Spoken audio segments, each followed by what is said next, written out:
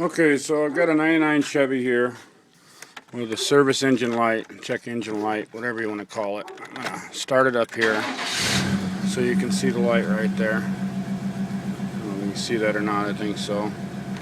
Turn the headlights on, that's what I need. Service engine light is on and it won't clear. A lot of times that these lights are on is because you need to repair something. Well, all the time. Could be anything as simple as, I'm sorry about the darkness, ABS brakes, maybe you've repaired the brakes, maybe you had a bad alternator and you fixed the alternator. But now, no matter what you do, you can't get rid of it. You got to take it into a shop and clear the code. So I want to show you how to clear it to make that light go out. This particular one had a bad alternator, so I've already changed the alternator, which you can see that on my other video. And what I didn't do is I didn't disconnect the battery when I changed the alternator, and you want to do that. But this is the reason I didn't. I hope you can see this. I'm going to now loosen up this battery cable and take it off.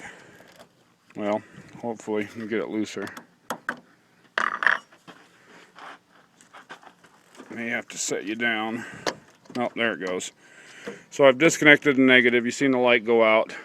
And you can disconnect the positive too, or just one. It doesn't matter, as long as one of them is disconnected. So pretty much what we're doing now is we're resetting the computer.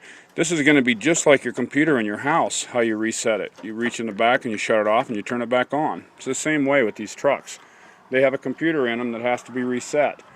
So leave that off for about maybe 3 to 5 minutes, just as you would your computer at home to reset it.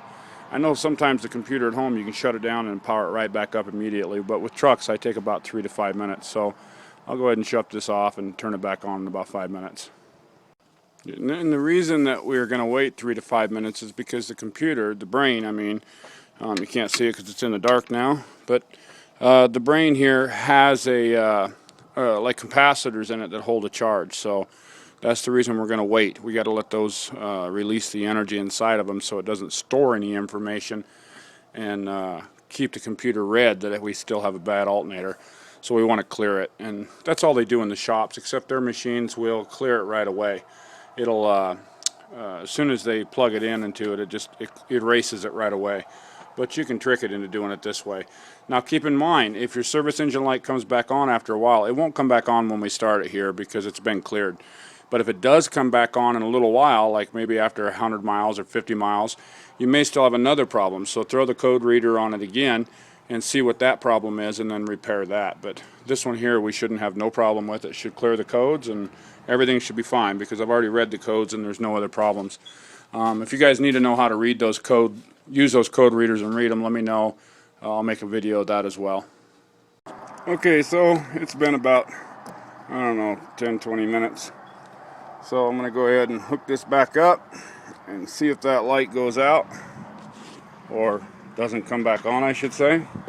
So we shall see. Well, I don't hear the pump, but alright.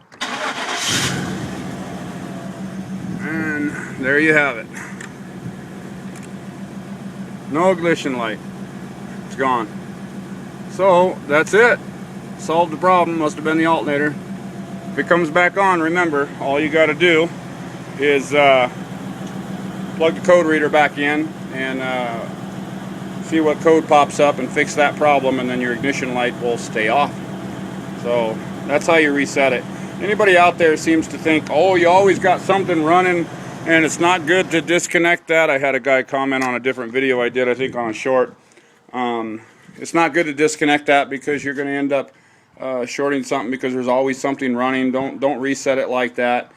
You're going to save money. Just do it this way. It'll work. If I was afraid of you shorting out something, I'd tell you never to have your battery changed because they have to disconnect your battery to put another battery in it, and therefore it ruins everything. So I don't know who that guy was, but whoever it was left a comment that you shouldn't disconnect it because some things are ran on the computer and they should always be plugged in. You can't shut them off because then you got to reset your whole system.